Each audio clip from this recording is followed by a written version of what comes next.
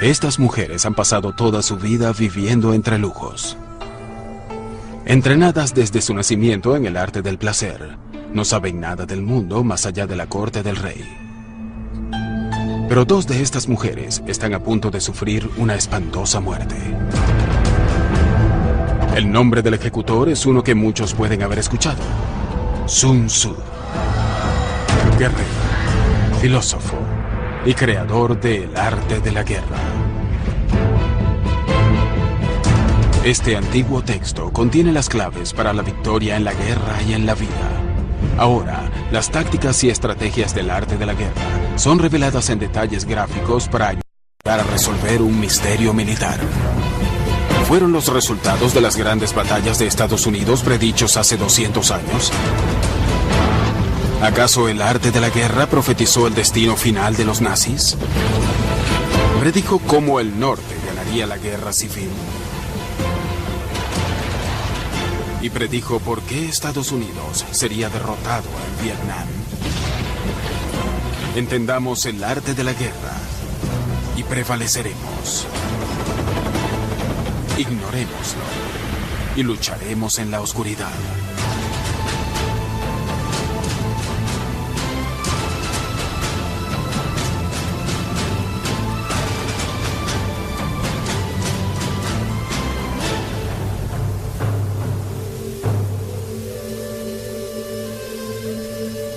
El rey Helu, gobernante del estado chino de Wu, agoniza frente a una creciente amenaza. Un vecino hostil está preparado para invadir. Desesperado por defender su reino, Helu convoca a una de las mentes militares más brillantes de la historia, Sun Tzu. La importancia de Sun Tzu radica en su filosofía holística cohesiva de cómo abordar la estrategia. Si escuchamos a Sun Tzu, si seguimos sus principios, resultaremos victoriosos. Si lo ignoramos, lo haremos a nuestro propio riesgo, porque definitivamente perderemos. Sun Tzu le asegura al rey Helu que él puede entrenar al pequeño ejército de Wu para superar y derrotar a la gran fuerza invasora. El rey Helu interroga a Sun Tzu, reta a Sun Tzu de una manera más bien burlona. Le dice: tú aseguras que puedes convertir a cualquiera en soldado. Puedes convertir a estas mujeres de palacio, a estas concubinas mimadas y delicadas, en una fuerza de ataque. Y Sun Tzu le respondió: por supuesto que puedo. Él simplemente les enseña a las mujeres cuáles son las maniobras importantes. Escoge a las 2 concubinas mayores para que sean líderes del pelotón y les encarga de asegurarse que se observe la disciplina en sus unidades. Pero cuando Sun Tzu ordena que comience el ejército, las mujeres simplemente se echan a reír. Sun Tzu dice: bueno, está bien, quizás mis instrucciones no estuvieron claras para ustedes. Ahora voy a reformular mis instrucciones en lenguaje simple. Les dijo a las concubinas que cuando los tambores redoblaran, ellas deberían formarse como soldados, usar las lanzas, las espadas y cerrar filas. Y la segunda vez, ¿qué pasa? Que ellas siguieron riéndose. Sun Tzu dice que si las órdenes no están claras y las tropas no obedecen, la culpa es del general. Pero si las órdenes son claras y las suyas habían sido muy claras, era culpa de los oficiales subordinados que estas órdenes no fueran obedecidas. Hay una sola manera mediante la cual Sun Tzu convence a las concubinas de que está hablando en serio.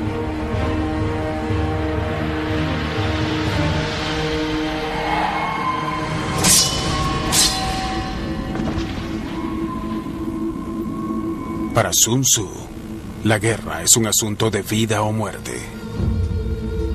Este es el principio clave de sus enseñanzas. Una vez comprendido, todos, desde el líder hasta el soldado raso, estarán motivados a ganar. Sun Tzu nombra a 2 nuevos oficiales. Ahora, las mujeres siguen sus órdenes sin dudar. Y la gran moraleja de este incidente, y de lo que el rey Helu se da cuenta, es que incluso un estado como Wu, que es relativamente débil en términos numéricos comparado a su más grande vecino Chu, puede ostentar una fuerza militar disciplinada y efectiva si se toman a pecho las enseñanzas de Sun Tzu y las implementan en sus fuerzas armadas.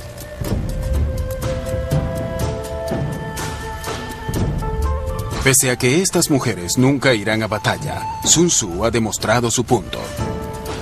El rey Helu nombra a Sun Tzu como comandante del ejército Wu.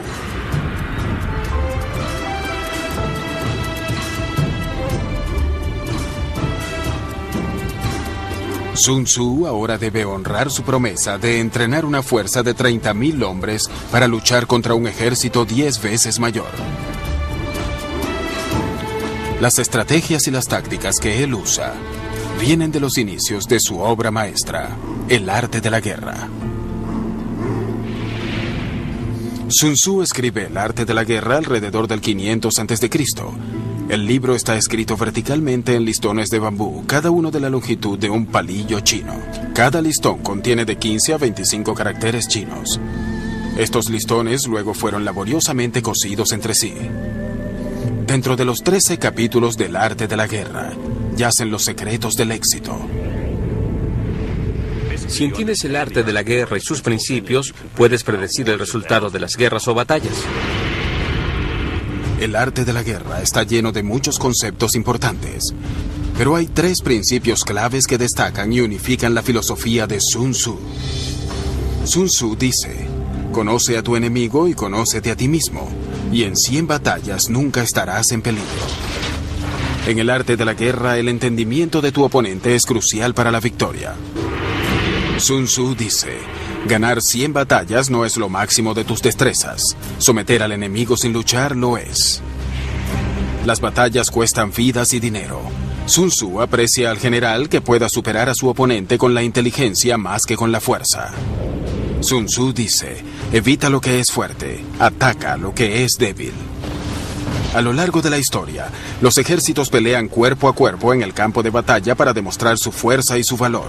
Pero a Sun Tzu no le importa la gloria. Él solo desea ganar. A pesar de que cada principio es importante, hay que pensar en ellos como en cuerdas de una soga muy fuerte. Individualmente pueden ser fuertes, pero cuando los pones juntos y los usas de manera holística, son inquebrantables. Por más de 1000 años, los secretos de Sun Tzu se mantuvieron ocultos y disponibles solo para emperadores y estudiosos autorizados. Salieron a la luz en el siglo VIII de nuestra era en Japón, y desde entonces sus conceptos se han extendido por todo el mundo. Más recientemente, el arte de la guerra ha dado origen a cientos de libros que aplican sus enseñanzas a los deportes, política y negocios. Hoy, es parte del currículo esencial en muchos colegios militares, incluyendo West Point. Pero como veremos, los consejos de Sun Tzu no siempre son atendidos, lo que frecuentemente lleva al desastre. Creo que si muchos generales a través del tiempo hubieran escuchado a Sun Tzu, no hubiéramos visto muchas sangrientas guerras de desgaste con las que la humanidad ha sufrido. Él estaba muy enfocado en cómo alcanzo mi objetivo con el mínimo de recursos utilizados y la mínima cantidad de destrucción. Los principios de Sun Tzu están a punto de ser puestos a prueba. Sun Tzu ha entrenado al ejército de Wu a defenderse contra el poderoso estado de Chu al occidente. Al principio de esta guerra, entre Wu y Chu, cuando a Sun Tzu le fue otorgado el mando de un ejército de Wu, parecía que Chu tenía todas las ventajas. El ejército de Wu solo tenía 33.000 efectivos. Chu podía llevar al frente fuerzas de cientos de miles de hombres. Al mando de los 300.000 guerreros de Chu, se encuentra un primer ministro corrupto y hambriento de poder llamado Nan Wang.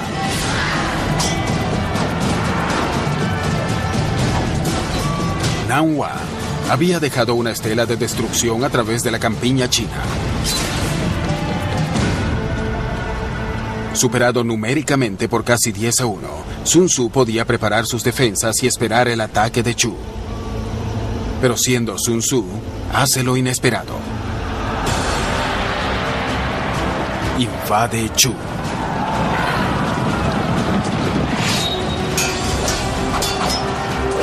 Sun Tzu no ataca de frente al ejército de Nanhua, sino que escoge objetivos débiles como puestos de avanzada remotos y pasos de frontera.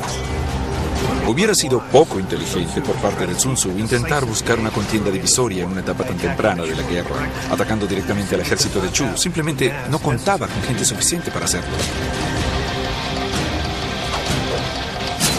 Sun Tzu ataca con impresionante velocidad y brutal eficiencia. Nanhua de inmediato lanza una contraofensiva, pero cuando llegan sus refuerzos, ya los soldados de Sun Tzu se han ido y están atacando la siguiente locación.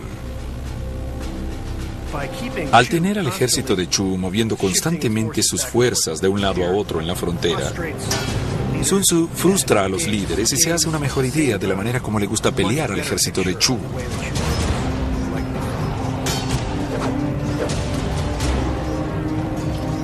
Después de cada batalla, Sun Tzu va comprendiendo mejor a su enemigo. Él desestima el valor del ataque directo y enfatiza el énfasis en la maniobra, la sorpresa y el engaño. Todas las tácticas de guerra deberían basarse en el intelecto. De hecho, las grandes batallas de la historia han sido ganadas por la mente y no por la fuerza bruta. Pero eso no disuadió a Nanhua de intentarlo. Finalmente, él utiliza 100.000 soldados para intentar sofocar los ataques de la guerrilla. Eso me recuerda a la diferencia entre el ajedrez y el juego chino de Go. El ajedrez se basa mucho en el desgaste. Comienzas con muchas piezas en tu tablero que son eliminadas en el transcurso del juego y al final solo quedan unas pocas piezas en pie. El objetivo del ajedrez es forzar al oponente a rendirse eliminando sus piezas. Cada pieza tiene su propio rango y puede moverse solo de una manera específica. El objetivo del ajedrez es matar al rey. En contraste a eso, el juego chino de Go comienza con un tablero vacío y usas la menor cantidad de piezas posible para ganar tanto territorio como puedas. Y en ese sentido es una estrategia muy eficiente de utilización de recursos. El objetivo del Go no es la destrucción de la fuerza del oponente, sino la conquista de su espacio. El objetivo del Go es capturar la mayor cantidad de territorio con el menor número de piezas. Utilizando una estrategia parecida al Go, Sun Tzu decide dónde y cuándo luchar. Evita la parte más fuerte del ejército de Nanhua y ataca donde es más débil. Las tácticas de guerrilla de Sun Tzu contra las fuerzas de Chu resuenan a través de la historia. Pero es durante una infame guerra, más de 2000 años después, donde resonará con más fuerza y donde el principal secreto de Sun Tzu se vuelve más evidente.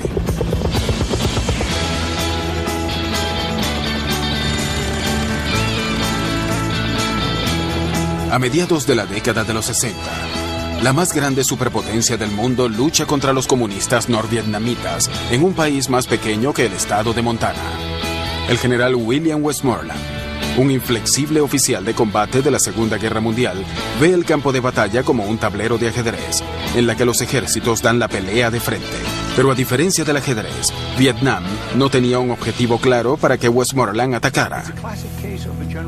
Es un caso clásico de un general librando su última batalla, en el sentido de que las lecciones que él había aprendido solo aplicaban parcialmente en Vietnam. Aquí no había objetivos fijos que tomar o unidades fijas que destruir. Y nadie entiende esto mejor que el general norvietnamita Vo Nguyen Giap, quien ve Vietnam como lo vería Sun Tzu, como un tablero de Go. En vez de enfrentarse directamente a la abrumadora fuerza estadounidense, él usa fuerzas insurgentes, el Viet Cong, para ejecutar ataques y huidas sorpresa por todo el país. Vemos algo muy similar a la invasión de Sun Tzu a Chu en las tácticas y operaciones norvietnamitas en la guerra de Vietnam. Giap ha aprendido el principio de Sun Tzu, que es más importante superar a tu enemigo mentalmente que con la fuerza. Y su táctica y estrategia, el no uso excesivo de las armas de fuego, será lo que cause que Estados Unidos al final pierda la guerra de Vietnam. una derrota que Sun Tzu predijo miles de años antes. ¿Cómo fue Sun Tzu capaz de esto, así como de predecir el resultado de la invasión de Normandía? Y el desgarrador día final de la batalla de Gettysburg, todo está a punto de ser revelado. Sun Tzu dice, en la guerra, los números no confieren ventaja. No avances apoyándote en la pura fuerza militar. A mediados de la década de los 60 en Vietnam, el general estadounidense William Westmoreland ordena intensos bombardeos aéreos. Estados Unidos finalmente lanzaría casi 7 millones de toneladas de bombas en Indochina durante la guerra, más del doble del peso de todas las bombas lanzadas por ellos mismos durante la Segunda Guerra Mundial. Pero los estadounidenses están a punto de aprender la lección de Sun Tzu de la manera más dura, pues a pesar del avasallante poderío militar y del valor de sus soldados, Estados Unidos no puede ganar esta guerra. Entre el 59 y el 75, los norvietnamitas libraron una guerra desesperada contra el gobierno de Vietnam del Sur y sus aliados estadounidenses. Y aunque eran superados en armas, cuando observamos cómo se libró la guerra y lo vemos a través de los ojos de Sun Tzu, es obvio por qué prevalecieron. Westmoreland usa una estrategia inspirada en el ajedrez: detener el avance comunista aniquilando a tantos norvietnamitas y miembros del Vietcong como sea posible. Por el contrario, el adversario de Westmoreland, el general norvietnamita Vo Nguyen Giap, usa preferiblemente la estrategia de Sun Tzu similar al Go. Westmoreland intenta desgastar al enemigo, intentando matar a tantos como sea posible. Por su parte, Giap observa la situación más desde una perspectiva de Go, intentando enfocarse en cómo ganar tanto territorio como sea posible y luego derrotar al enemigo. Para combatir el bombardeo aéreo estadounidense, Giap recurre a un principio básico de Sun Tzu: conoce a tu enemigo y conócete a ti mismo, y en 100 batallas nunca estarás en peligro. La manera como los estadounidenses funcionaban frecuentemente era predecible. Preparaban una zona de aterrizaje a través de ataques de artillería y aéreos, y luego traían las tropas. Giap reconoció esto y se dio cuenta de que si podía hacer que sus soldados se agacharan y sobrevivieran los ataques de artillería, cuando las tropas estadounidenses aterrizaran, podrían tenderles emboscadas y someterlos. Las bombas estadounidenses no destruyen al enemigo, simplemente telegrafían que la infantería estadounidense está en camino. Giap también les ordena a sus soldados mantenerse lo más cerca posible de los soldados estadounidenses. El Vietcong no tiene táctica aérea. Y también entienden que una vez que sus posiciones sean identificadas en cualquier batalla, los van a acribillar desde el aire. ¿Cómo compensan eso? Bueno, el general Giap decidió agarrar al enemigo por la cintura. Dicho de otro modo, cierras filas con el enemigo, entremezclas tus fuerzas con las suyas para que ellos no puedan ejecutar un ataque aéreo sin hacer daño a sus propias tropas. Libre de las bombas, Giap lanza contra las tropas terrestres estadounidenses un ataque de guerrilla inspirado en Sun Tzu.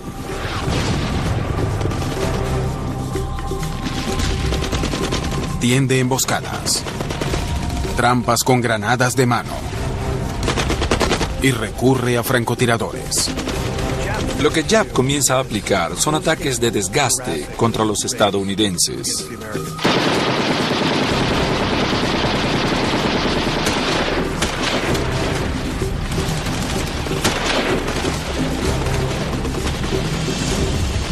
Y a Sun Tzu le agrada esta idea, porque al forzar al enemigo a maniobrar y a responder, él revela sus fortalezas y debilidades. Y mientras más conoces sus fortalezas y debilidades, puedes evitar las primeras y explotar las últimas. Y la principal debilidad de Estados Unidos en esta guerra no está en el campo de batalla. Nuestra debilidad no estaba en Vietnam. Nunca perdimos nada en Vietnam. No perdimos ni una batalla en Vietnam. Pero perdimos en la resolución del pueblo estadounidense de seguir la guerra. Giap se dio cuenta de esto desde el principio y no trató de derrotarnos en Vietnam, sino en Estados Unidos. Giap sabe que si puede volver al pueblo estadounidense en contra de la guerra, puede derrotar a las poderosas fuerzas armadas de ese país. A principios de la guerra, casi 80% de los estadounidenses apoyaban las acciones militares en Vietnam. Entre 1965 y 1967, el presidente Johnson aumenta dramáticamente las fuerzas militares de 190,000 a casi 500,000. Pero más soldados significa más bajas. Entre el 59 y el 65, Estados Unidos había sufrido 2,000 bajas en batalla, pero luego, en 1966, pasaron a 6,000 y más tarde, en el 67, a 11,000. Esto sucedió porque Westmoreland estaba actuando bajo una estrategia basada en el desgaste. Él quería dar la batalla a los norvietnamitas e intentar matar a todos los soldados que pudiera. Y por supuesto, esto llevó a mayores bajas entre los estadounidenses. Ignorando el aumento en las bajas y la potencial reacción violenta a nivel político, Westmoreland persiste en su estrategia similar al ajedrez. Uno no gana una guerra ganando batallas. Ese es un concepto muy arcaico. Roma lo aprendió. Lucharon 40 años en España, 30 años en Inglaterra y no pudieron controlar la insurgencia. Guerras, batallas y operaciones militares no son más que medios para un fin. Medios para la consecución de objetivos estratégicos. Por cierto, esos objetivos casi siempre son políticos. Lo que sucede con los hombres de la Fuerza Armada es que, como decimos, bailamos al ritmo que nos toque. Los militares tienen un truco y es la guerra. Y lo que sucede con nosotros es que, esencialmente, la guerra y las batallas se vuelven el fin en sí mismas, sin considerar si conducen o no al máximo objetivo estratégico, que es quebrantar la voluntad del enemigo. Pero sin importar lo sangriento que pudiera tornarse el campo de batalla, la voluntad de los vietnamitas nunca se quebrantó. Es famosa la afirmación de Giap de que estaba dispuesto a perder 10 hombres por un estadounidense. Muchos soldados norvietnamitas usaban un tatuaje que decía, nacido en el norte para morir en el sur. Y esta era la diferencia que Giap sabía que le permitiría derrotar a los estadounidenses que ahora tenían más de 500,000 de soldados en Vietnam, muchos de los cuales no querían estar allí. Los reclutas querían salir de ese país. Todos llegaban con la fecha de regreso fijada en algún lugar de sus cabezas. Se decían, en esta fecha es cuando quiero estar de vuelta. Así que es muy difícil entrenarlos para que hagan lo que se supone que deben hacer las fuerzas de operaciones especiales para sofocar una insurgencia. Así que juntas todo eso, y es un fallo de pensamiento estratégico, un fallo en apreciar el contexto cultural en el cual sucedieron las cosas, e inevitablemente un fallo en desarrollar tácticas que son efectivas. Para combatir la guerrilla insurgente de Giap, Westmoreland emprendió misiones de búsqueda y destrucción a través de Vietnam del Sur. Él cree que está desarraigando con éxito a los insurgentes de Giap, pero un informe del Pentágono publicado después de la guerra muestra lo equivocado que estaba. Se percataron de que en más del 80% de los casos en los que los soldados estadounidenses luchaban contra los soldados del Vietcong, era en realidad el enemigo el que escogía la hora y el lugar de la emboscada. En algún momento dado, no buscaban o destruían nada. Si el enemigo no quería luchar, dejaba que los estadounidenses dieran tumbos entre la maleza, pero cuando ellos querían luchar, escogían el momento y el lugar. Las tácticas de guerrilla de Giap estaban funcionando, pero su estrategia inspirada en Sun Tzu es repentinamente anulada por sus oficiales superiores, quienes le ordenan planificar una ofensiva directa a escala total contra las fuerzas estadounidenses. Giap sabe que es suicida, y en vez de eso, modifica el plan. Volviendo a los principios de Sun Tzu, él decide coordinar un ataque simultáneo múltiple en cientos de locaciones distintas de Vietnam del Sur. La fecha para el ataque, 31 de enero de 1968, el año nuevo lunar vietnamita llamado Tet.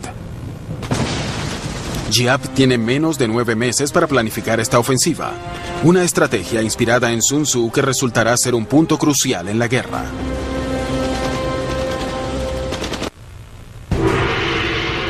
Sun Tzu dice: que tus planes sean tan oscuros como la noche. Luego, ataca como un rayo.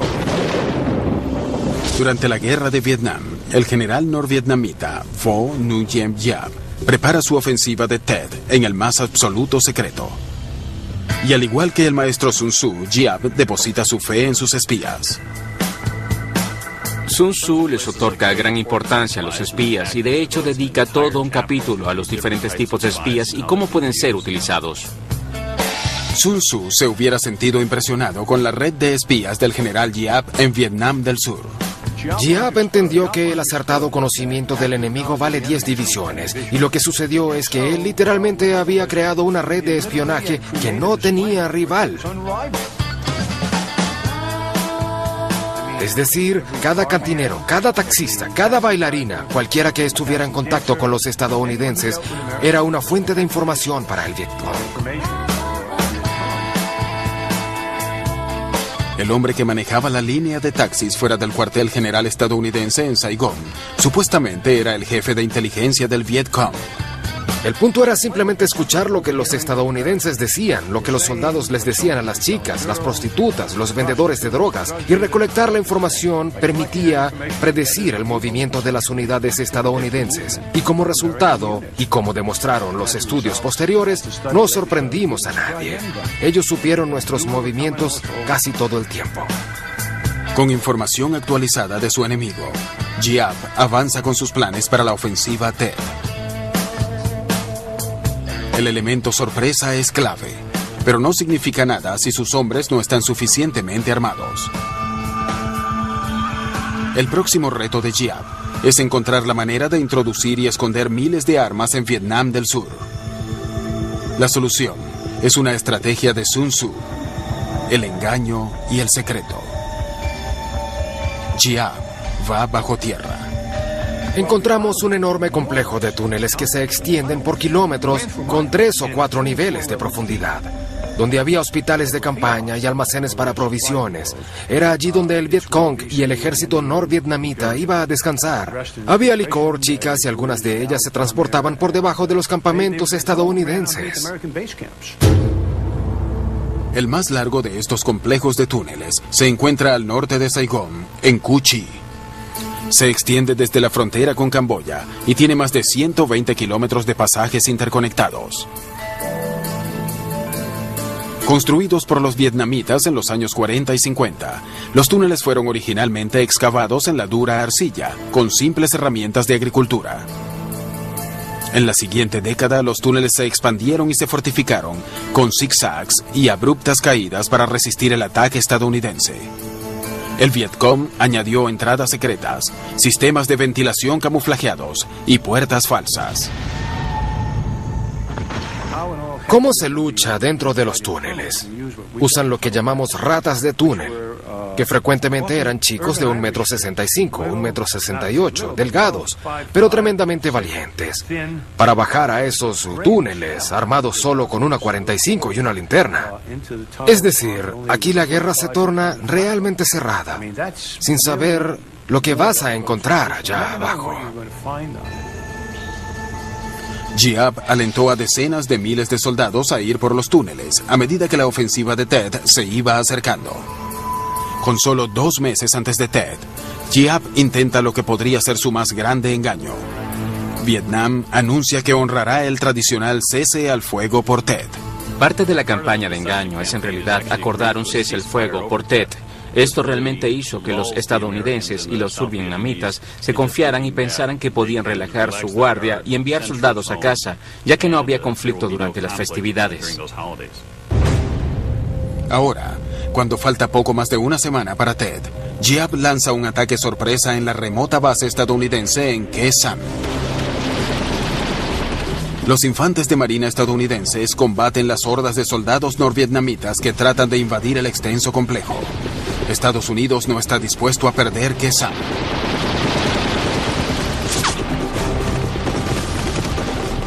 En realidad, Lyndon Johnson tiene un modelo a escala del campo de batalla para poder monitorear diariamente. Incluso da el paso de hacer que el Estado Mayor Conjunto firme un documento que dice: los estadounidenses no perderán Khe Sanh. Pero Khe Sanh no es el verdadero objetivo de Giap. Es una treta para desviar la atención estadounidense de las ciudades antes de Tet. Sun Tzu hubiera aplaudido la maniobra de jab. Sun Tzu dice, en la batalla, utilice un ataque directo para llamar la atención y un ataque indirecto para ganar. En el arte de la guerra, debes siempre intentar engañar a tu enemigo. Escoge un lugar donde quieras atacar y luego ataca en otro lugar para distraer su atención. Mientras está distraído, captura tu verdadero objetivo. Giap ha hecho todo lo posible para prepararse para la ofensiva de Ted. Utiliza espías, secreto y engaño. El momento de atacar está cerca. 31 de enero de 1968. Los fuegos artificiales estallan. Es el año nuevo lunar de Ted. De pronto, la celebración se torna mortal. Más de 80,000 soldados del Vietcong llevan a cabo ataques simultáneos individuales en más de 100 ciudades, aldeas y bases estadounidenses en todo Vietnam del Sur. La ofensiva de Ted ha comenzado. Los estadounidenses y los survietnamitas están conmocionados, sorprendidos. Habían pensado que el enemigo estaba casi vencido. Sin embargo, llegaban reportes de todas las ciudades, casi todos los pueblos y todas las bases, indicando que estaban bajo ataque. Los comandantes estadounidenses ven el mapa de Vietnam del Sur, iluminado como una máquina de pinball. No podíamos creer que hubieran movilizado tantos soldados tan cerca de las ciudades y habían sido muy pacientes. Les había tomado meses posicionar las armas y los soldados allí y ocultarlos. Una impresionante operación logística. Los informantes de Giap llevan a los soldados norvietnamitas y del Vietcong a través de las calles a objetivos estratégicos. Un grupo captura la estación nacional de radio, mientras que otro abre un agujero en la pared de la embajada estadounidense y se abre camino por las instalaciones. Pareciera que la ofensiva de Ted pudiera tener éxito, pero el norte ha ignorado un principio de Sun Tzu que es muy importante, y eso tendrá consecuencias.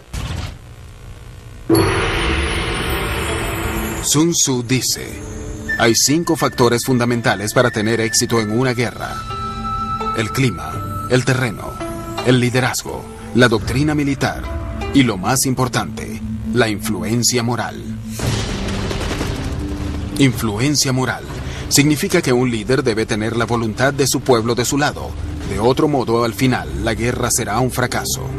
Esta es una clave importante respecto a cómo hace 2000 años Sun Tzu predijo la derrota estadounidense en Vietnam.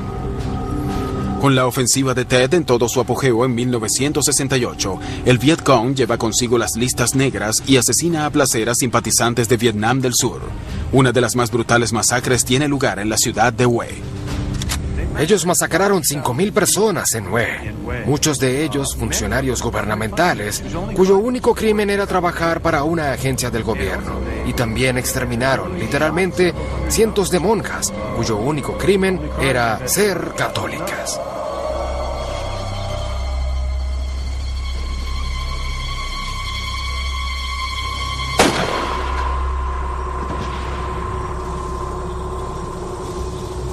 Le salió el tiro por la culata con esa brutalidad. Muchos vietnamitas dijeron, un momento, eso no es lo que nosotros hacemos. No queremos vivir gobernados por esta gente. A mi juicio, esta masacre fue terrible y sin sentido. Sin el apoyo de la gente, las pequeñas unidades de Giap quedan sin refuerzos. No tienen idea de qué hacer, ni manera de comunicarse entre sí.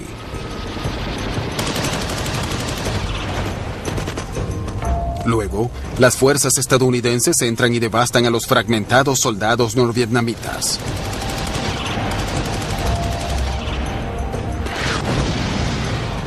$10,000 efectivos mueren en los primeros días del ataque. Mientras tanto, las fuerzas estadounidenses sufren solo 250 bajas. Ted resulta un desastre militar para los norvietnamitas. Pero el concepto de influencia moral de Sun Tzu afecta a ambos lados. Cuando los estadounidenses ven por televisión las imágenes de la ofensiva de Ted, el apoyo popular a la guerra se desvanece rápidamente. Esto tuvo el efecto de simplemente poner de cabeza los sentimientos de la gente acerca de la guerra.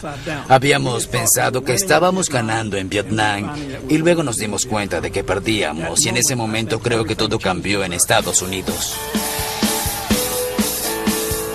Pese a perder la batalla, Giap está en camino de ganar la guerra, derrotando a Estados Unidos donde le importaba más: en casa.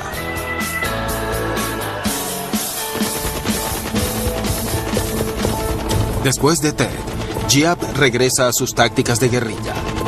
En 1975, sin el apoyo militar estadounidense, Saigón finalmente cae en manos del ejército vietnamita. Al final de la guerra, el coronel estadounidense Harry Summers se reúne con los líderes norvietnamitas para negociar la retirada estadounidense. Harry Summers, en una reunión con el coronel Thuo, su contraparte norvietnamita en Hanoi, se molestó con lo que estaba sucediendo y le dijo al coronel vietnamita: la verdad es que ustedes nunca nos vencieron en el campo de batalla. El coronel vietnamita lo miró y le dijo: bueno, es cierto, pero también es irrelevante. Era el contexto político lo que era más importante, más que el militar, como siempre ha sucedido en la historia. Otra ocasión para recordar que la guerra es un medio para conseguir un fin, y el fin siempre será determinado por la política, no por victorias o derrotas militares. Esta es otra noción que el general Giap comprendió bien, al igual que el maestro Sun Tzu. Es alrededor del año 500 a.C. en China. La campaña de ataque y fuga de Sun Tzu contra el reino de Chu está funcionando. El adversario de Sun Tzu, el primer ministro de Chu, Nan Hua, se siente cada vez más frustrado y pierde algunos aliados políticos. Nan Hua y sus generales se sienten cada vez más frustrados con los ataques fronterizos de Sun Tzu. El acoso constante está socavando la moral de los soldados de Chu. El dinero se está agotando en las arcas de Chu. En algunos casos, los mejores guerreros de Chu son asesinados o capturados por Sun Tzu. Enfrentado a este dilema, Nan Hua se ve forzado a recurrir a aliados de Chu por soldados, dinero y material. En todas las provincias existe el temor de no saber dónde atacará Sun Tzu a continuación. Los líderes de la corte real comienzan a perder la fe en Nan Hua, y los aliados comienzan a pasarse al bando de Sun Tzu. Pero esta deslealtad no viene sin castigo. Nan Hua despliega su ejército para destruir a uno de estos traicioneros aliados del norte, llamado Sai.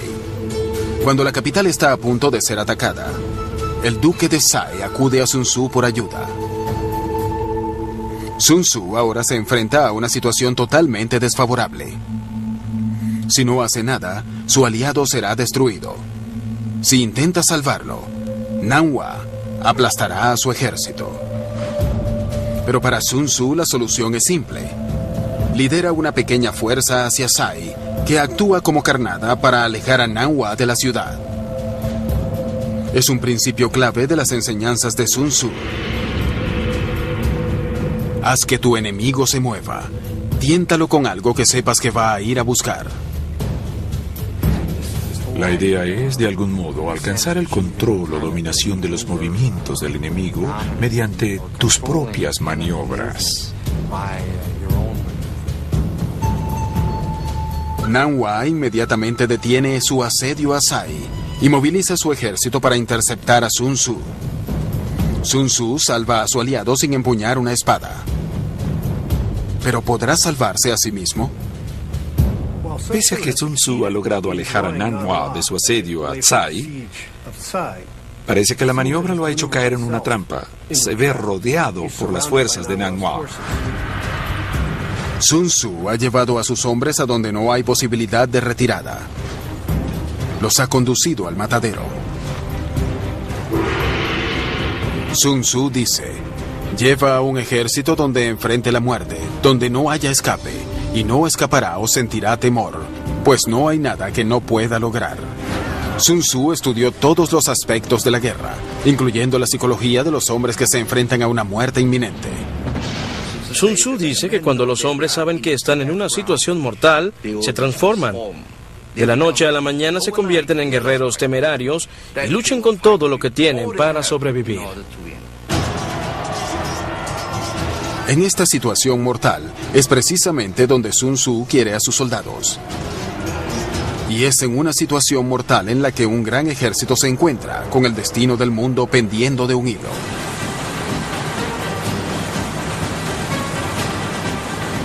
...6 de junio de 1944... En la Segunda Guerra Mundial, las tropas aliadas invaden Europa. Desembarcan en las peligrosas playas de Normandía, Francia.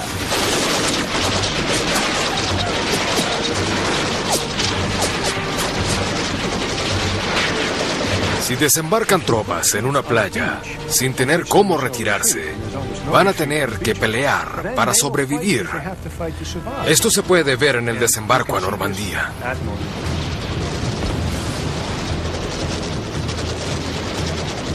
Lo que esos hombres pensaban era casi increíble. Porque cuando ves esas playas y ves lo que esos hombres tuvieron que enfrentar, da absolutamente mucho que pensar. Y te hace muy orgulloso de ser estadounidense, al menos en lo que a mí respecta.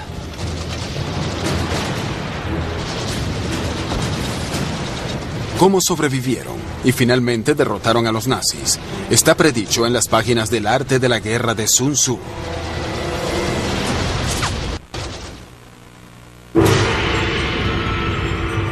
Sun Tzu dice, toda guerra es engaño. Si puedes engañar a tu enemigo antes de la batalla, es más probable que ganes. Imagínate que yo tengo 10.000 soldados, tú tienes 1.000.000. ¿Qué puedo hacer para superarte? Tengo que engañarte para que dividas tus fuerzas en grupos más diversos. El comandante supremo de los aliados, Dwight D. Eisenhower, se toma este principio a pecho y se prepara a invadir Europa durante la Segunda Guerra Mundial. Su estrategia de invasión en Normandía es una de las más atrevidas en la historia y es presagiada en las páginas del arte de la guerra de Sun Tzu. Para 1944, la Alemania nazi sabe que los aliados se están acercando, pero no sabe dónde ni cuándo.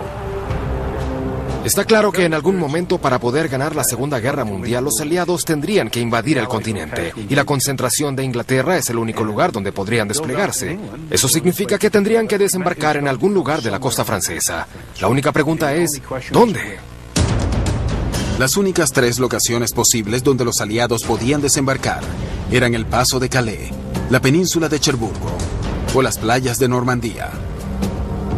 La razón por la que esto era cierto es que los aliados estaban seguros de que solo podrían desembarcar en una isla que estuviera protegida desde el aire por los cazas que volaran desde el sur de Inglaterra. El alcance de estos cazas era de 640 kilómetros. En consecuencia, cualquier lugar de desembarco tenía que estar a 320 kilómetros.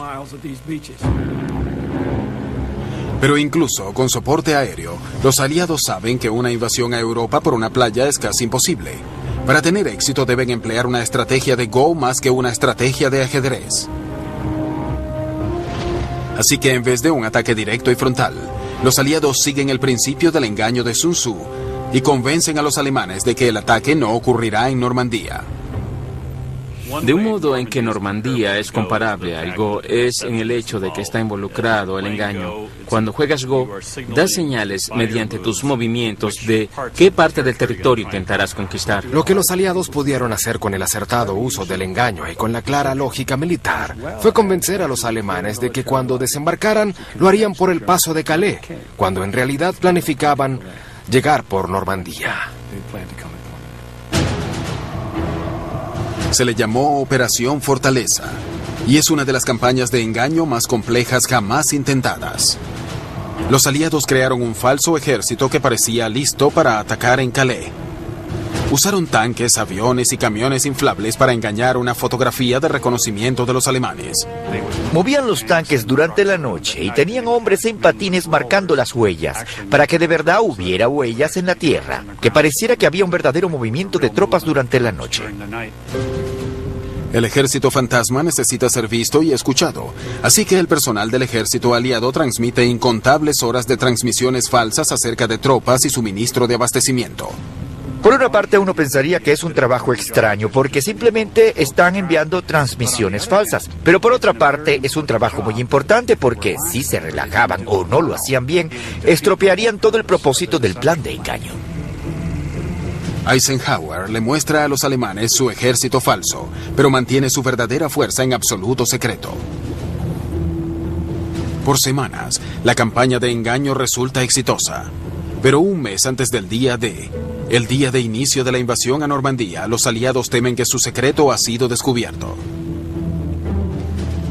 Oficiales de contrainteligencia británica descubren 5 nombres claves cruciales de la operación de Normandía en un crucigrama de un periódico: Overlord, Neptune, Utah, Omaha y Mulberry.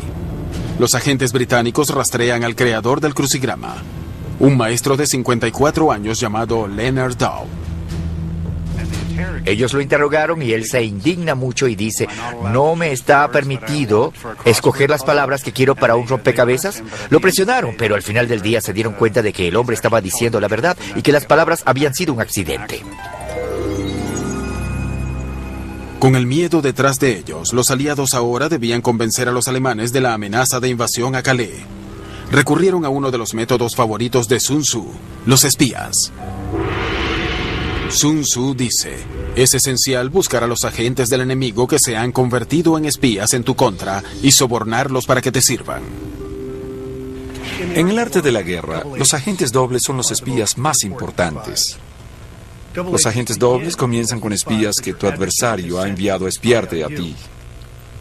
Cuando los descubres, no los encarcelas o los ejecutas, sino que los contratas, les das lujosas recompensas y lo que comenzarán a hacer es seguir actuando como si te estuvieran espiando.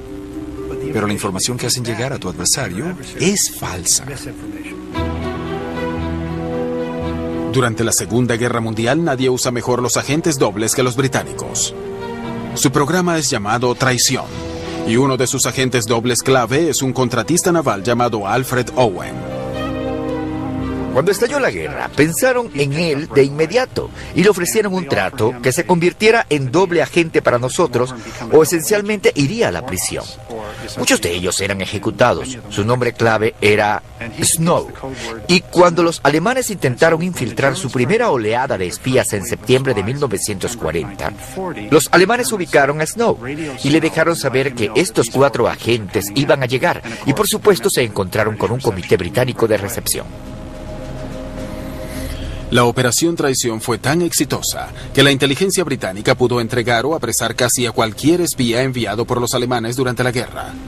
Estos agentes dobles con nombre clave como Garbo, Brutus y Tricycle daban una información falsa tan convincente que los alemanes creyeron que la invasión venía por Calais, pero la verdadera acción tuvo lugar en Normandía. Sun Tzu dice: la manera como un general sabio puede alcanzar la grandeza más allá del hombre común es a través del conocimiento previo. Sun Tzu enseña la importancia del engaño y el conocimiento previo para descubrir las intenciones del enemigo. Los aliados obtienen este conocimiento previo descifrando los códigos de los alemanes.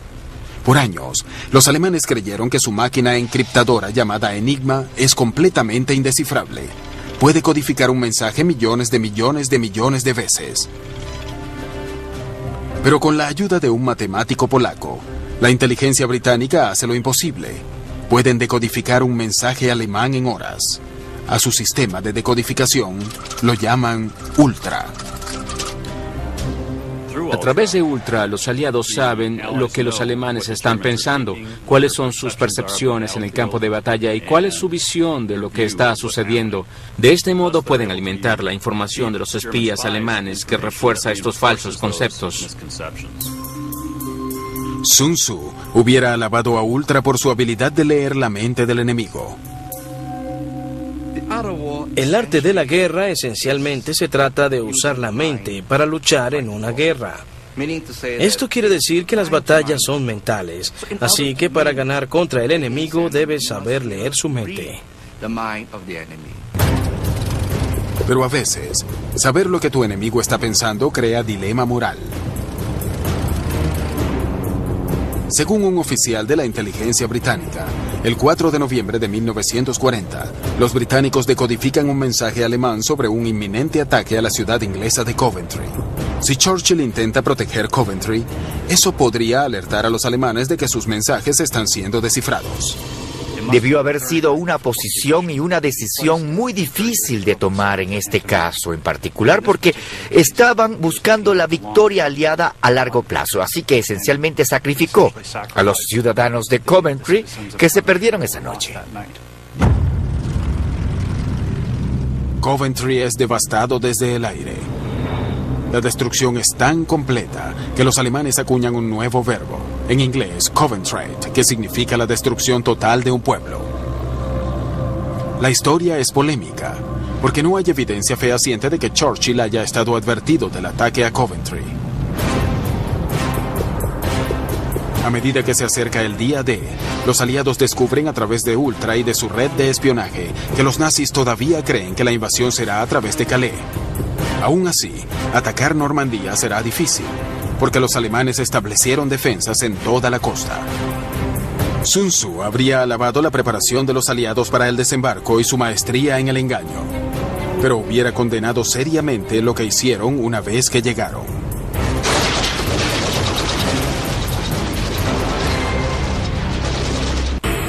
Sun Tzu dice: cuando el zarpazo de un halcón destroza el cuerpo de su presa, es porque es el momento adecuado. Cuando el agua torrencial arrastra las rocas, es por el impulso. Sun Tzu cree que incluso el ataque mejor ejecutado puede ser arruinado si se pierde el impulso. La invasión a Normandía demuestra que Sun Tzu pudo haber predicho su resultado hace 2000 años. Después de meses de preparación y engaño, Eisenhower lanza su ataque en Francia, que estaba ocupada por los alemanes. 150.000 soldados terrestres, apiñados en cientos de pequeñas lanchas de desembarco, zarpan desde Inglaterra y cruzan el Canal de la Mancha. Desembarcarán en 5 playas diferentes en Francia, cuyos nombres claves serán Juno, Sword, Gold, Utah y Omaha. Cuando la lancha de desembarco se aproxima a las playas, 15.000 aeronaves y 7.000 barcos proporcionan un asalto aéreo coordinado sobre las playas. En algunos de los sitios de desembarco, los soldados aliados encuentran muy poca resistencia. Pero playas como Omaha son el infierno en la tierra. Para muchos de los soldados aliados en las lanchas de desembarco, estos momentos antes de que las puertas se abran serán los últimos de su vida. Es un caso de valor increíble frente al más abrumador terror. Es decir, si lo pensamos, las lanchas de desembarco llegaron a la playa y a medida que se aproximan, los soldados dentro de las embarcaciones podían oír las ametralladoras resonando en el exterior. Las ametralladoras enemigas se habían cambiado a lo que llamaron línea de coordinación final. Acordaron apuntar suficientes ametralladoras frente a las embarcaciones para que durante el desembarco pudieran abarcar con 2 o 3 efectivos a la vez. Muchos hombres murieron de este modo.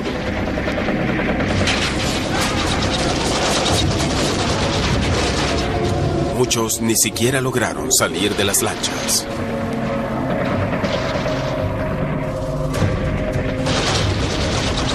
Para los soldados que tuvieron la suerte de sobrevivir al ataque inicial de ametralladora, la pesadilla apenas está comenzando.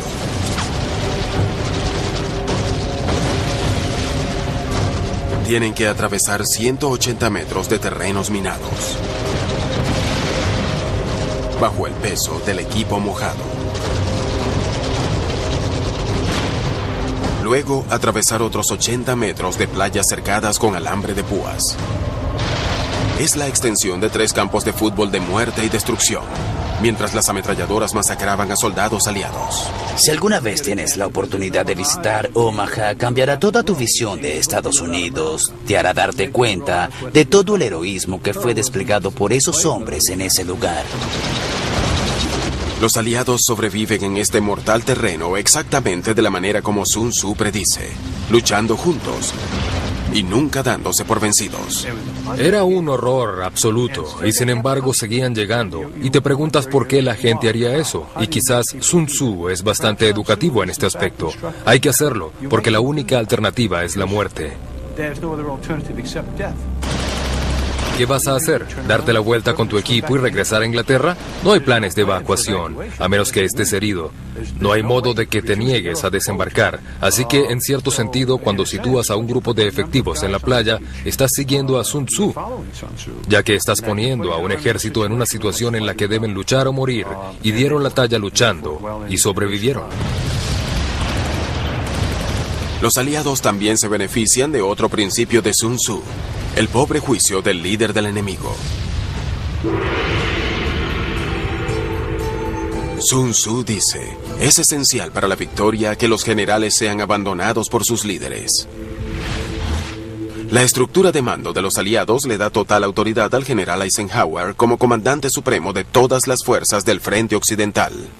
Subordinados a él están 4 comandantes, uno para la Armada, otro para la aviación, otro para el ejército estadounidense y un último para el ejército británico. En el mundo de los negocios, este sería un organigrama bien planificado con responsabilidades bien definidas. La gran ventaja que tenía Eisenhower es que podía trabajar con todo tipo de gente y había una gran cantidad de primadonas de ambas partes, pero él podía trabajar con estas personas y hacerlo por el bien común.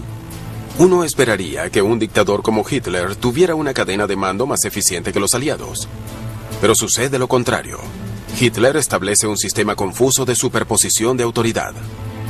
Quería asegurarse de que ninguna persona por debajo de él tuviera toda la información y o todo el control sobre las fuerzas a su disposición. Así que, al dividirlo, Hitler siempre se aseguraba de que él fuera quien tomara la decisión final en cuanto a la disposición y localización de las tropas. El general von Rundstedt ostenta el título de comandante en jefe de las fuerzas occidentales, pero la Armada y la aviación tienen cadenas de mando separadas que no están bajo su control y no cooperan entre sí. La Waffen-SS, un brazo militar separado que lucha en paralelo con el ejército alemán, responde a Himmler, y Rundstedt solo tiene control indirecto de las divisiones mecanizadas. 4 unidades de tanques están bajo su mando, pero los 6 restantes están divididos entre los grupos B y G del ejército. Es toda una locura. El estilo de liderazgo de Hitler y la caótica estructura de mando del ejército alemán convierte a Hitler en un adversario muy cooperativo para una campaña estilo Sun Tzu. Él interfiere constantemente en las decisiones de sus subordinados, los generales que debían estar actuando objetiva y profesionalmente, intentando defender a Francia en contra de la invasión aliada. Uno de los grandes errores de Hitler es la manera como despliega sus laureadas divisiones de tanques Panzer. Algunos generales creen que los Panzer deben estar cerca de las playas para hacer retroceder a las tropas invasoras de vuelta al mar. Otros piensan que los tanques deben quedar en reserva para que puedan desplegarse como una sola fuerza donde los aliados escogieran desembarcar. Ya que ninguno de los generales tiene la autoridad para dar la orden, la decisión corresponde a Hitler. Y siendo Hitler como era, tomó todas las decisiones erradas, desplegó una división Panzer en Holanda, otra en la bahía de Vizcaya, y las 2 fuera del rango de cualquier posible desembarco, y el resto de las divisiones Panzer a cierta distancia de las playas. El fallo de Hitler es un ejemplo perfecto de por qué Sun Tzu dice que un general inteligente debe ser libre de conducir la guerra sin la interferencia del líder. Cuando miramos la estrategia de la defensa alemana en Francia o Normandía, nos damos cuenta de que está muy dividida en cuanto a cómo debe organizarse la defensa, qué fuerzas están disponibles para defender las playas y qué fuerzas están disponibles para reforzar las playas o reforzar las fuerzas alemanas en el lugar de la invasión, porque ninguna persona tiene control de todas las fuerzas, como lo tiene Eisenhower en el bando aliado. Los aliados alcanzan lo imposible. A través de la valentía y la determinación, las tropas pueden tomar los 5 puntos de invasión en Normandía.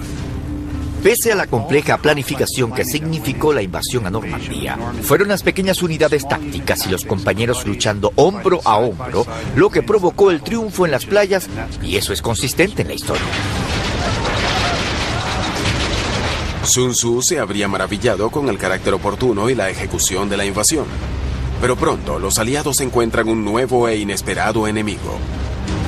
Un laberinto de setos gigantes e impenetrables, conocido como el Bocage, en la campiña francesa. Parecía que habían obrado un milagro, y de hecho así había sido. Habían desembarcado un ejército en las playas de Normandía. Pero entonces se adentraron en los setos vivos de la campiña. Era algo que no se esperaban, pese a que una aeronave de reconocimiento había fotografiado los setos. Los planificadores aliados simplemente asumieron que eran setos en un jardín suburbano de 1,20 m, 1,50 m a lo sumo. Pero estos antiguos setos, con casi 2000 años de antigüedad, tienen de 6 a 9 metros de altura y son extremadamente densos. No pueden ser trepados, los tanques no pueden maniobrar a través de ellos con comodidad, y los explosivos delatarían la posición de las unidades. La campiña de los setos en Normandía amenaza con socavar el impulso que los aliados necesitan para desarrollarse. El ejército estadounidense es un ejército mecanizado y no puedes mover tanques y camiones muy rápido a través de setos que son tan tremendamente densos. El impulso de los aliados se detiene de golpe. Han pasado 40 días y ellos solo alcanzan los objetivos del día 5. Las bajas se elevan a más de 78,000. Toda la invasión está en peligro. Pero la solución para escapar a este enorme laberinto se encuentra en las páginas del arte de la guerra de Sun Tzu.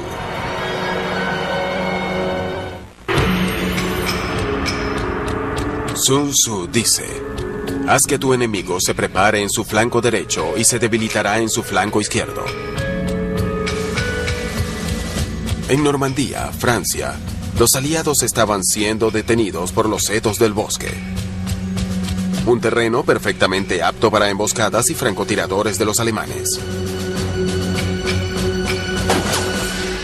Los alemanes tienen una palabra para los combates terrestres de orden cerrado en terrenos muy complejos y cerrados.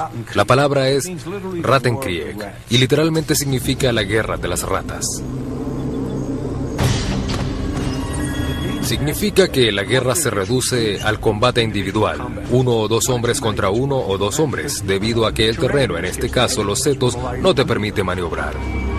Y no te permite el uso de tus avances tecnológicos como artillería, poderío aéreo y movilidad de tanques.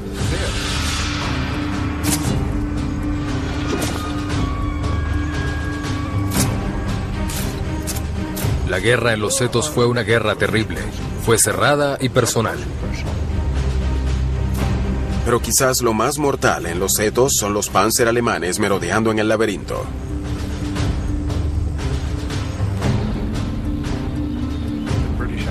Los británicos en realidad tenían un panfleto acerca de cómo cazar tanques. Ellos enviaban equipos especializados de individuos con bazucas o PIAT, siglas en inglés de lanzador antitanque de infantería, como los llamaban los ejércitos británicos. Estos equipos dan caza a los tanques y los sacan de circulación, y el manual hace que esto parezca un gran juego de caza.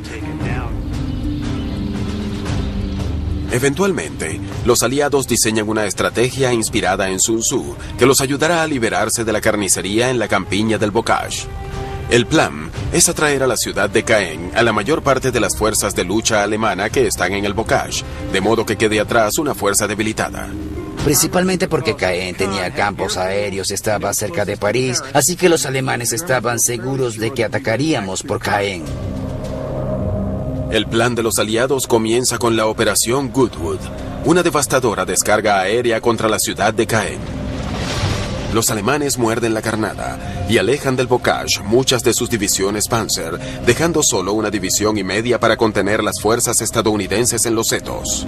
Estados Unidos inmediatamente aprovecha el cambio y responde con un fulminante ataque aéreo sobre las divisiones de tanques Panzer que quedan, en la llamada Operación Cobra. Sun Tzu dice que debes comportarte como una serpiente.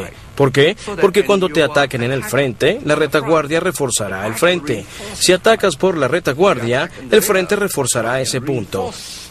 Y si te atacan en el medio, ambos lados pueden responder. Así que para Sun Tzu, cuando el enemigo te ataca, en tus respuestas debes ser flexible.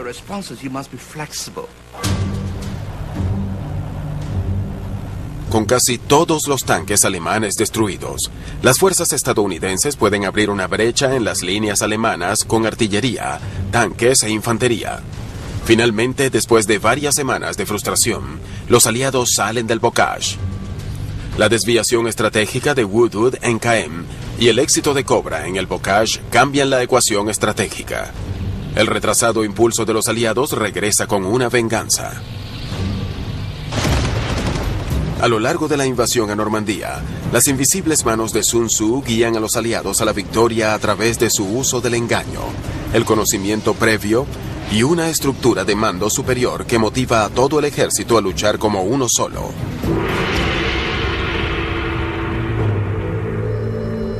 Sun Tzu dice: el ejército ganador establece primero las condiciones para la victoria, luego lucha. El ejército perdedor lucha primero, luego busca la victoria. La batalla entre los reinos Wu y Shu está en todo su apogeo. La pequeña fuerza de Wu, ensamblada por Sun Tzu, está en terreno mortal.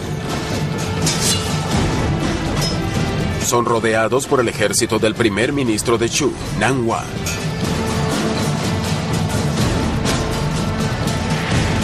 Pero Sun Tzu no está preocupado.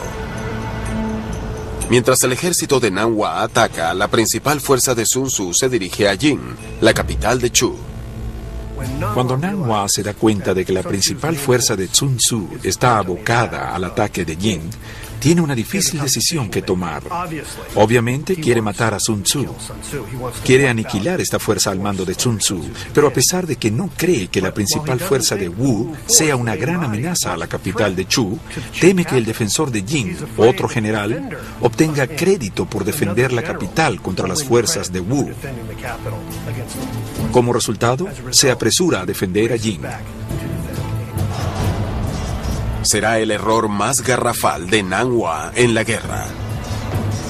Al igual que Nanhua, muchos generales a lo largo de la historia se han adentrado en una batalla sin tener toda la información que necesitan. Miles de años más tarde, en las tierras de sembradío de Pensilvania, otro general se apresura a entrar en batalla sin saber lo que le espera.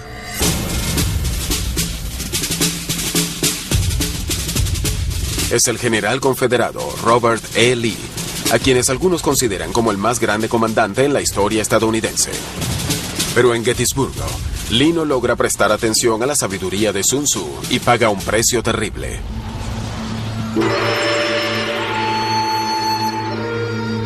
Sun Tzu dice: ninguna nación se ha beneficiado nunca de una guerra prolongada. La guerra civil estadounidense es un escenario de pesadilla para Sun Tzu. Un punto muerto y sangriento que acabará por mucho costando más de 620,000 vidas. La guerra más letal en la historia estadounidense.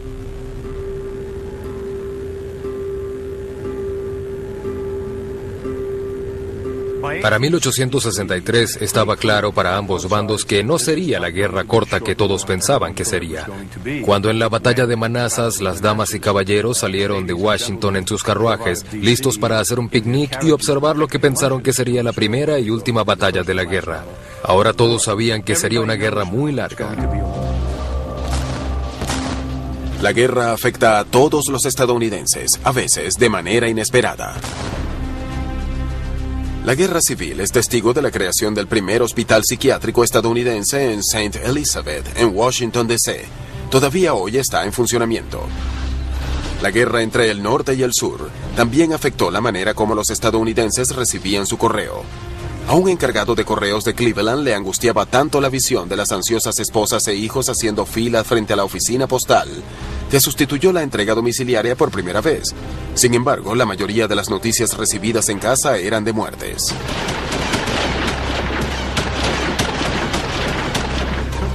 Los buitres se dieron cuenta de que cuando veían un ejército, tarde o temprano había carne para comer. Y a medida que los ejércitos avanzaban, ellos también se iban moviendo, cientos de buitres sobrevolando los campos de batalla, esperando la carnicería, las heridas abiertas, para picotear los ojos y comerse las entrañas, como harían con cualquier otra carroña. Eran escenas horrendas, pero eso es lo que es la guerra. Es horrenda.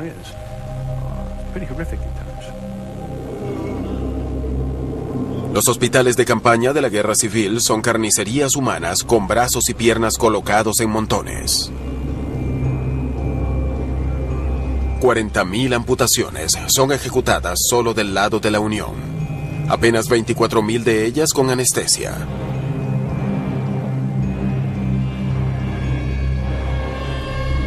Los médicos ejecutan docenas de cirugías sin siquiera lavarse las manos. Era 7 veces más seguro luchar en la batalla de Gettysburgo que enviar a un ejército al hospital.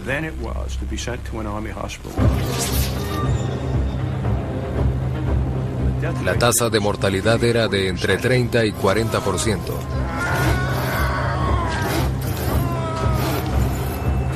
Amputar miembros era solo parte del problema. Había que enfrentar también el problema de la gangrena, supuraciones, infecciones, y la tasa de mortalidad se incrementaba de manera asombrosa. La guerra civil estadounidense es un clásico ejemplo de por qué Sun Tzu advierte en contra de ir a la guerra en primer lugar. Pero otros principios del arte de la guerra demostrarían ser instrumentales en la manera como terminó la guerra.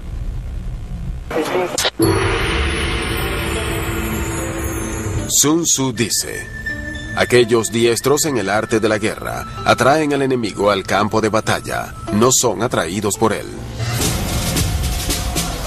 Pensilvania, 1863. La guerra civil es un punto muerto y sangriento. Para finales de junio de ese año, el general confederado Robert E. Lee, en un atrevido movimiento, moviliza su ejército de casi 60.000 hombres en el territorio de la Unión. Pese a que muchas de las batallas de la guerra civil estadounidense se han librado en el sur, Lee decide que el momento es apropiado para invadir el suelo de la Unión. El plan de Lee es destruir tantos destacamentos militares como sea posible en Maryland y Pensilvania, mientras que los ejércitos de la Unión defienden Washington, D.C. Uno de los objetivos claves es Campo Cortain, en las afueras de Harrisburgo, el mayor almacén de abastecimiento militar en el norte. La estrategia del ataque de Lee en el norte no es primordialmente militar, como lo es política, pues lo que intentará será esencialmente derrotar a Lincoln en el terreno político. Lo que espera es que una derrota masiva del norte anime a la gente a perder la fe en la guerra. La atrevida acción militar de Lee para alcanzar una victoria política responde más a una estrategia de Go que a una estrategia de ajedrez, exactamente el tipo de plan que Sun Tzu hubiera admirado. Pero a medida que la fuerza principal de Lee se desplaza hacia el norte, una escaramuza surge en Gettysburgo entre dos unidades de caballería. El general confederado Heath tenía una división en Cashtown y quería movilizarse hasta Gettysburgo para conseguir zapatos en una fábrica de allí. Esa fue la única razón por la que fue. Y él, de esta manera, se desplazó sin ningún entendimiento de lo que lo aguardaba. Y en el proceso desató la guerra más grande jamás librada en el hemisferio occidental. A Lee le avisan de la escaramuza y le dicen que una gran fuerza de la Unión se encuentra en Gettysburgo. En vez de enviar una unidad de caballería para que haga el reconocimiento, Lee ordena la movilización de todo su ejército. Es un error colosal. Lee decide abandonar el plan original, renuncia a lo que llamaríamos enfoque estratégico y comete el error de permitir que el desarrollo operativo guíe la estrategia. Lee ordena que todas sus fuerzas converjan en Cashtown, una pequeña aldea a 11 kilómetros de Gettysburgo. A Sun Tzu no le gustaría esta elección, ya que Cashtown no ha sido totalmente explorada. Si Robert Lee hubiera leído a Sun Tzu, hubiera sabido que era mejor emplear los recursos en averiguar lo que realmente estaba sucediendo que proceder a actuar en base a lo que se pensaba que estaba sucediendo. Sun Tzu dice: muévete solo cuando veas una ventaja y cuando haya algo que ganar. Solo lucha si una posición es crítica. Unos 60.000 soldados confederados comienzan a aparecer desde las cercanas Cashtown y Carlisle. 3.000 soldados de la Unión toman posición en la colina de McPherson.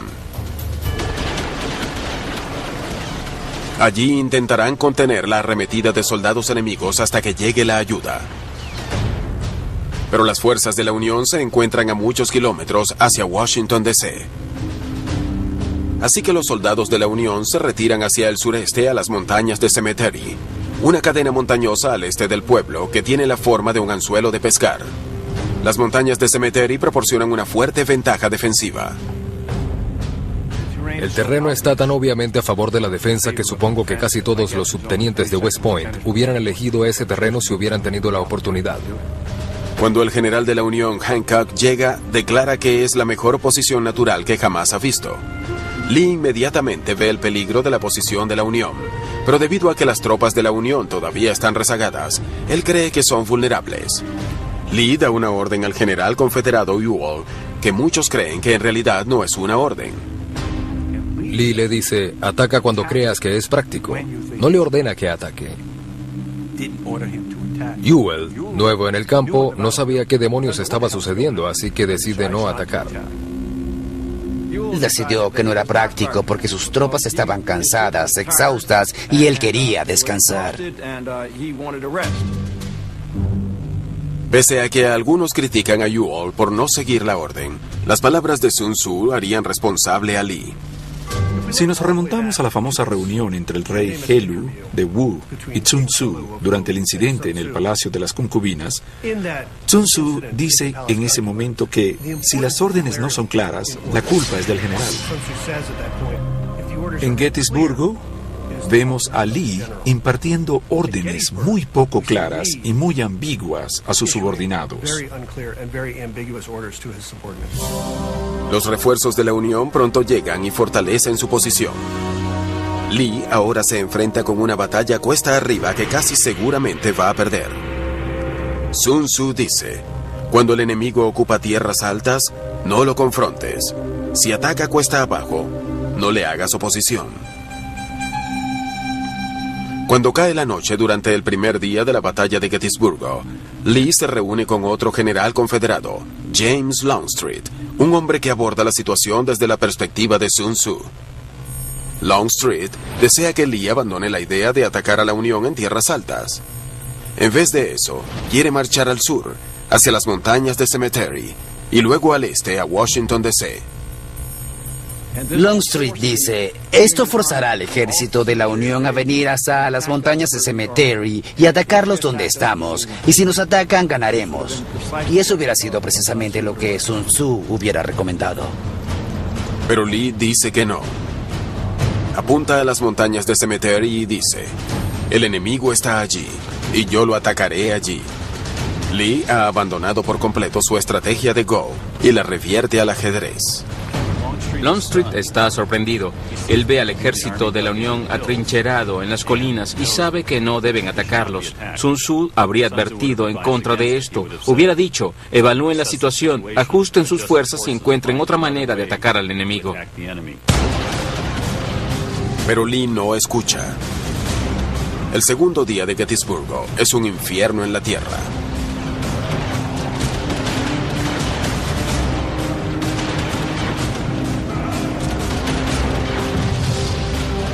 Las bucólicas tierras de pastoreo se transforman en campos de muerte.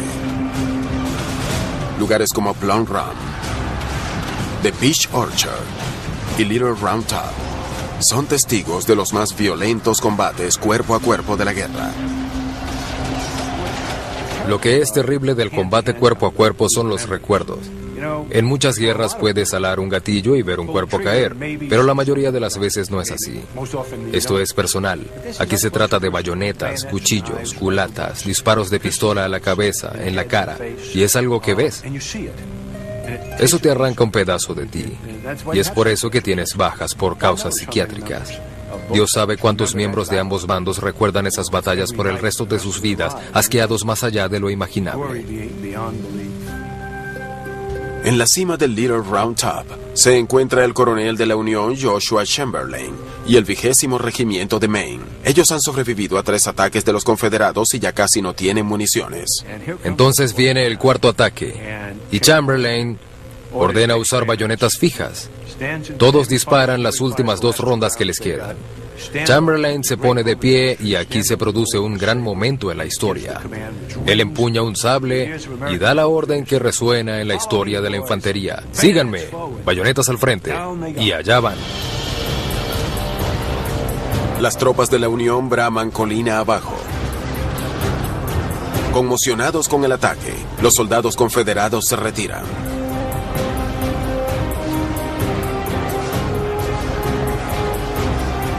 contra todo pronóstico, la Unión se aferra a Little Round Top. El principio de Sun Tzu de nunca atacar al enemigo en tierras altas se mantiene firme. Pero esto no parece disuadir a Lee, ya que él ignorará a Sun Tzu una vez más y ordenará a sus hombres volver a atacar la colina.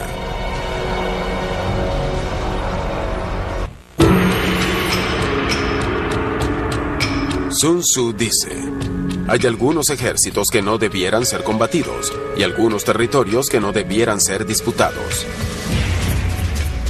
El sol sale al tercer día de la batalla de Gettysburgo.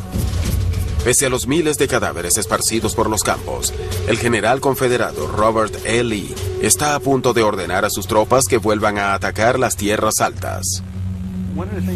Una de las cosas que nunca querrás hacer en la guerra es desperdiciar recursos en causas perdidas. Sigue el consejo de Sun Tzu. Utiliza un ataque para promover una victoria. Nunca utilices un ataque para rescatar una derrota. Y Longstreet entiende esto. El general Longstreet, una vez más, sugiere a Lee que deben moverse alrededor de las montañas de Cemetery y amenazar Washington D.C. para alejar a la Unión de las tierras altas.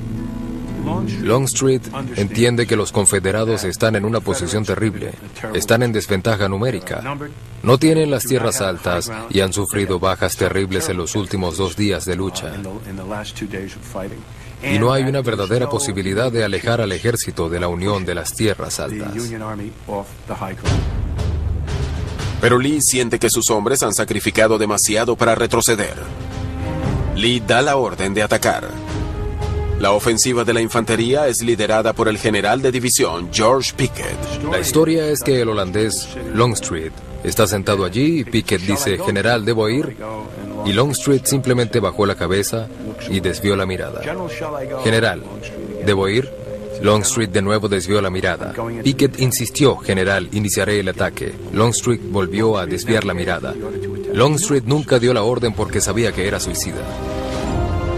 En el abrasador calor de julio, 12,000 soldados confederados liderados por Pickett emprendieron la decidida marcha a través de un campo abierto de 1,5 kilómetros de longitud. Mientras avanzaban en filas cerradas, cientos de ellos son alcanzados por el fuego de artillería y rifle de la Unión.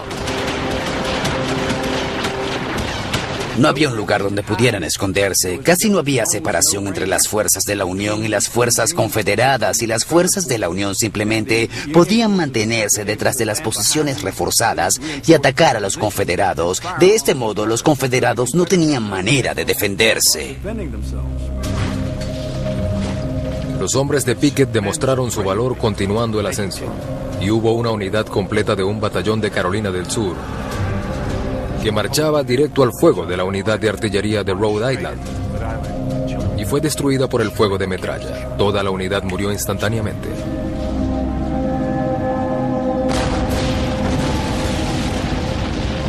Destrozó a la gente, extremidades, cabezas, ojos, sangre, cabellos y globos oculares por todos lados.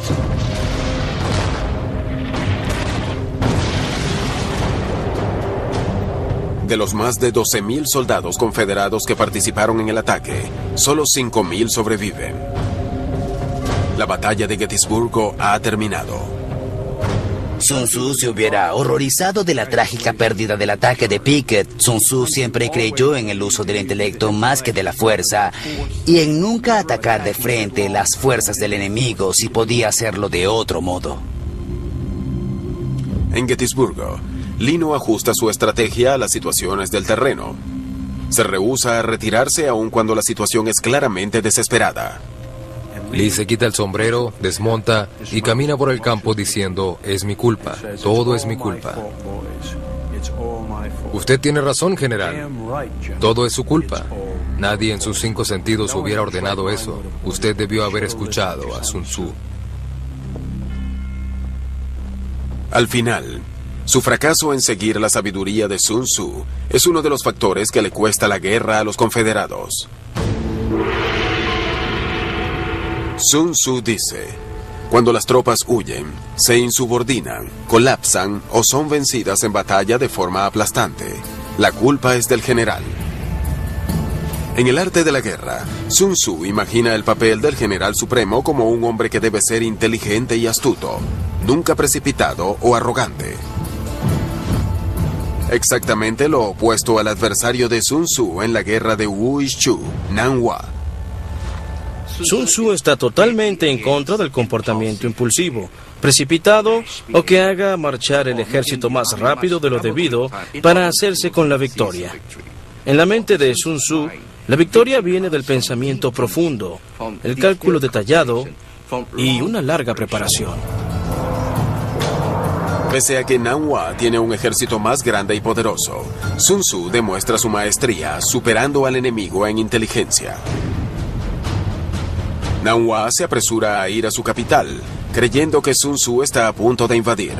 Pero el maestro nunca tuvo la intención de atacar una ciudad tan bien protegida. Es una artimaña para atraer a Nan Hua a una trampa, y funciona perfectamente. Sin advertencia, más de 20.000 de los guerreros de élite de Sun Tzu tienden una emboscada a las fuerzas de Nan Hua. El sorpresivo ataque crea confusión entre los hombres de Nan Hua. Lo que tenemos ahora es una serie de batallas entre las agotadas fuerzas de Nan Hua y la fuerza principal de Sun Tzu.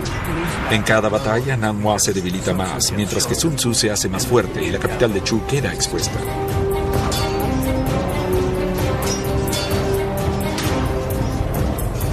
Sun Tzu se reúne con su fuerza principal y ataca el desorganizado ejército de Chu.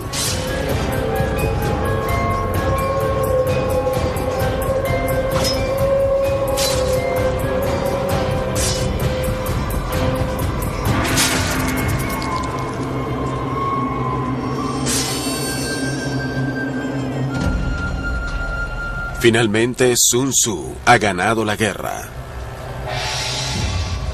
A través de la preparación, el engaño y los ataques indirectos, Sun Tzu logra una de las más grandes hazañas de la historia. Pero tan misteriosamente como llegó, Sun Tzu se marcha y desaparece.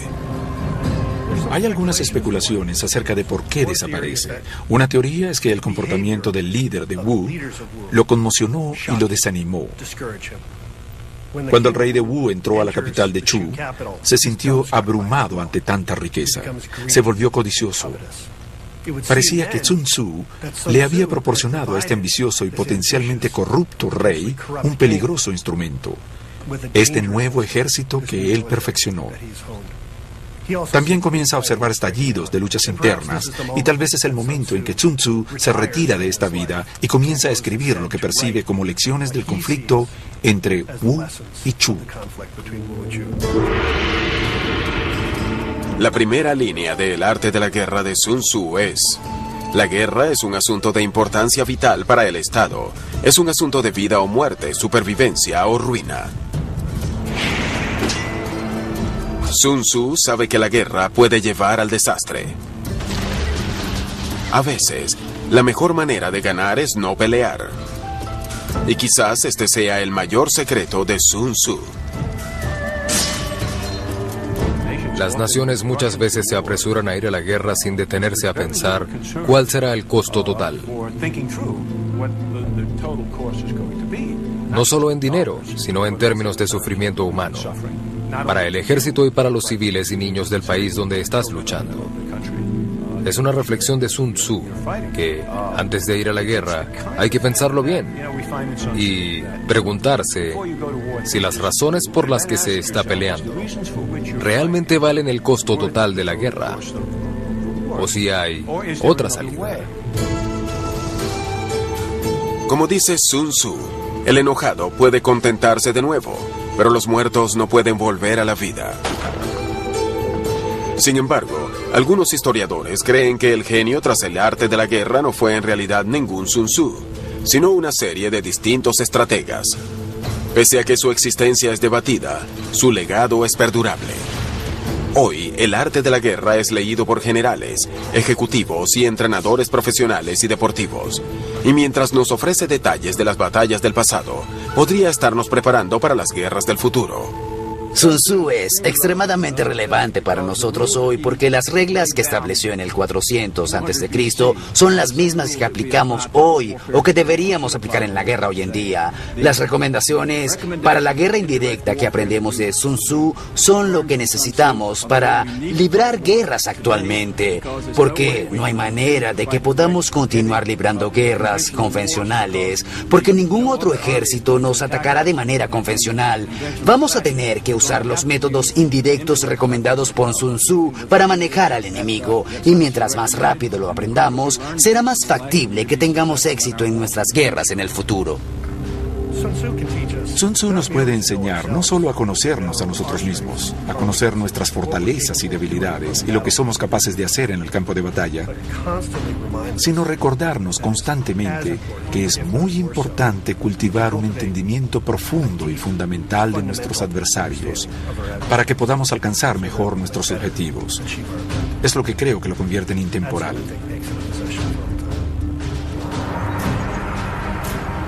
A lo largo de la historia, los principios de Sun Tzu han guiado los resultados de las guerras.